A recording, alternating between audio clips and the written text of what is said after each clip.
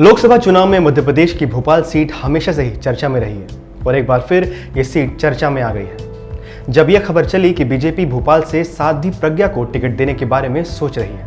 हम आपको बता दें कि कांग्रेस पहले ही भोपाल से पूर्व मुख्यमंत्री और वरिष्ठ कांग्रेस नेता दिग्विजय सिंह के नाम पर ऐलान कर चुकी है, जो कि काफी विवादित नेता रहे हैं। दिग्विजय सिंह कई बार देश को तोड़ने वाले और हिंदू विरोधी बयान भी दे चुके हैं। चर्चा है कि बीजेपी भोपाल से कांग्रेस उम्मीदवार दिग्विजय सिंह के सामने हिंदुत्व का चेहरा मानी जाने वाली साध्वी प्रज्ञा को उतारने के बारे में विचार कर रही है।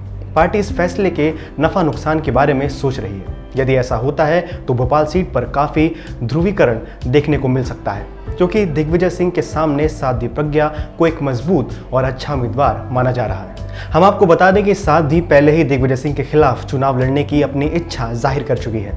एक निजी चैनल से बातचीत में साध्वी प्रज्ञा ने बताया कि अगर संगठन उनको दिग्विजय सिंह के खिलाफ चुनाव लड़ने को कहेगा तो वे इसके लिए तैयार हैं। मैं राजनीति में नहीं आना चाहती थी, लेकिन देश के दुश्मनों के लिए तो मैं आ सकती हूँ। संगठन अगर कहेगा तो मैं आना चाहती हूँ। आइए आपको बताते हैं कि साध्वी प्रज्ञा आखिर है कौन और वो कब चर्चा में आई थी।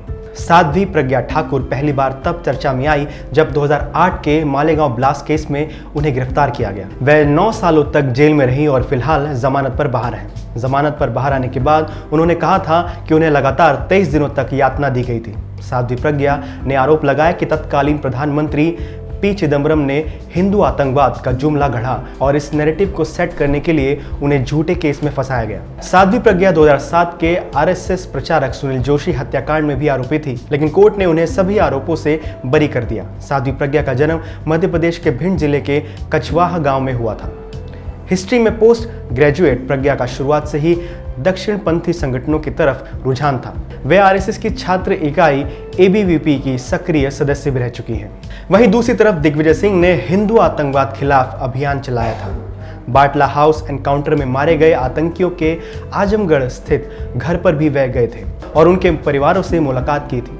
इस एनकाउंटर में दिल्ली पुलिस के senior police officer Mohan Chandra Sharma शहीद हो गए थे और हाल ही में इन्होंने एयर स्ट्राइक पर भी सवाल उठाए थे। दिग्विजय सिंह विवादित बयान देने के लिए जाने जाते हैं। बता दें कि दिग्विजय सिंह 16 साल बाद चुनाव लड़ने जा रहे हैं। 1993 से 2003 तक लगातार 10 सालों तक मध्य प्रदेश के मुख्यमंत्री रहे दिग्विजय सिंह 2003 के बाद से अब तक किसी भी लोकसभा या विधानसभा चुनाव में नहीं लड़ रहे हैं। तब मध्य प्रदेश विधानसभा चुनाव में कांग्रेस की करारी हार के बाद दिग्विजय सिंह ने ऐलान किया था कि वे अगले 1 दशक तक ना तो चुनाव लड़ेंगे और ना ही राज्य की राजनीति में कोई दखल देंगे, और अब वो लोकसभा चुनाव में भोपाल सीट से लड़ रहे हैं। हम आपको बता दें कि भोपाल बीजेपी का गढ़ रहा है। यहाँ पार्टी पिछले 30 सालों से चुनाव जीतती आ रही है। साल 2014 में यहाँ से भाजपा उम्मीदवार आलोक सांजर ने बम्पर जीत हासिल की थी। उनको 7.25 लाख से भी ज्यादा वोट मिले थे। वहीं कांग्रेस के पीसी शर्मा को 3.25 लाख वोट मिले थे। बहरहाल अगर लोकसभा चुनाव में दिग्विजय सिंह वर्सेस साध्वी प्रज्ञा का नाम पक्का होता है तो ये भी पक्का हो जाएगा कि भोपाल सीट पर काफी ध्रुवीकरण देखने को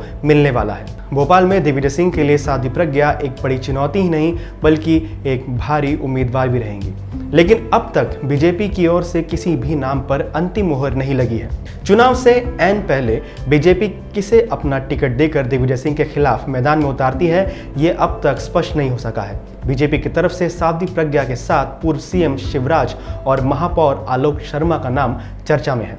अगर आप हमें फेसबुक पर देख रहे हैं तो लाइक करें, सी फर्स्ट करें, यूट्यूब पर देख रहे हैं तो सब्सक्राइब करें, बेल आइकन दबाएं और हमसे जुड़ी सारी नोटिफिकेशन तुरंत पाएं।